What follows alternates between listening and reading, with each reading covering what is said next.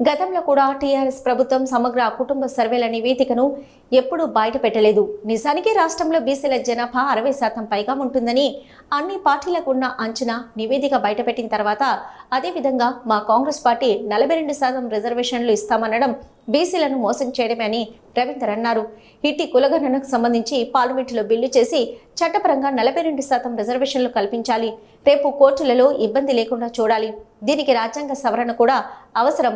ఇట్టి రిజర్వేషన్ల శాతం అన్ని పార్టీలు ఒక్కటైతేనే బీసీలకు రిజర్వేషన్లు దక్కుతాయి.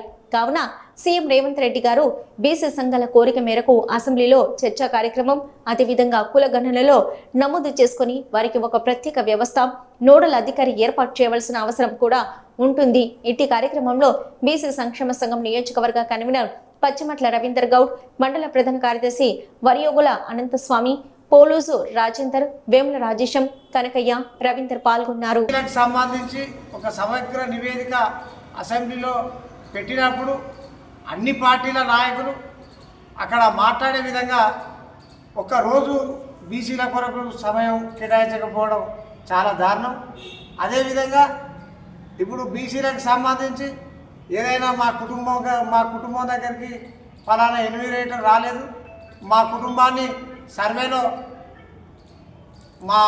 మా కుటుంబాన్ని తీసుకోలేదు అని ఫిర్యాదు చేయాలనుకుంటే అనే విషయం ఒకటి ప్రభుత్వం ఆలోచన చేయాలి.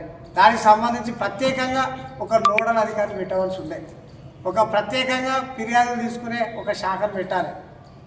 ఇప్పుడు ఎవరైనా విదేశాలలో ఉంటే వాళ్ళకి సంబంధించి వాళ్ళు ఏ రకంగా నమోదు చేసుకుంటారు, దానికో యాప్ లేదు. గల్ఫ్లో ఇప్పుడు గల్ఫ్లు దుబాయ్ పోయినలను నమోదు చేసుకునే అవకాశం కూడా ఇంకా లేకుండా పోయింది. అంటే ఇప్పుడు హైదరాబాద్లో కూడా దాదాపు 30 నుంచి 40% సర్వే జరిగిందని మనం ఇవాళ మా బీసీ సంఘం నాయకులు అంటారు, అన్ని బీసీ సంఘ నాయకులు రాష్ట్రంలో అంటారు. అందుకోసమే ఇటువంటి అనుమానాలు ఉన్న నేపథ్యంలో బీసీల జనాభా